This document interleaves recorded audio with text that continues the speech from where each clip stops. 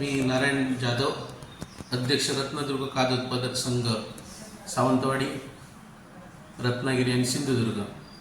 मी काल आणि आज बातमी वाचली की इन्सुली बांदा या राज्यमार्गावरती खैराची अनधिकृत वाहतूक चालू आहे अवैधपणे आणि त्या गाड्या पकडण्यात आलेल्या आहेत अशा प्रकारची बातमी। त्याच्यात एका ह्याच्यात लिहिलेलं होतं याचा आका कोण, तर ह्याचा आका हा वन विभागामध्येच आहे, बाहेर कोणी नाही, कारण वन विभागानं हे चालते। जर सुप्रीम कोर्टाच्या निर्णयानुसार दोडामार्ग तालुक्यात वृक्षतोड बंदी आहे आणि तिथूनच ह्या गाड्या येतात, मग त्या बांद्यापर्यंत किंवा इन्सुलेपर्यंत पोहोचेपर्यंत तिथले वन विभागाचे कर्मचारी काय करतात, हा एक मोठा प्रश्न तिथे आहे। आणि ह्याच्या मागे सगळी हे रॅकेट आहे त्यांचं।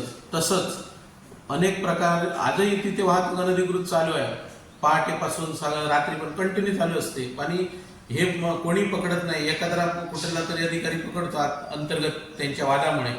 आणि मला सांगा, जर एवढं मोठं असेल, वन विभागातला आका असेल, तर त्याने तो शोधला पाहिजे। आणि ह्याच्यापूर्वी सुद्धा जेवढ्या गाड्या इन्सुली किंवा बांद्याला पकडल्या त्याचे खोटे पंचनामे सुद्धा करून वन विभागातल्या अधिकाऱ्यांनी ह्या प्रकारे वाचवलेले आहेत ह्या स्मगलर लोकांना।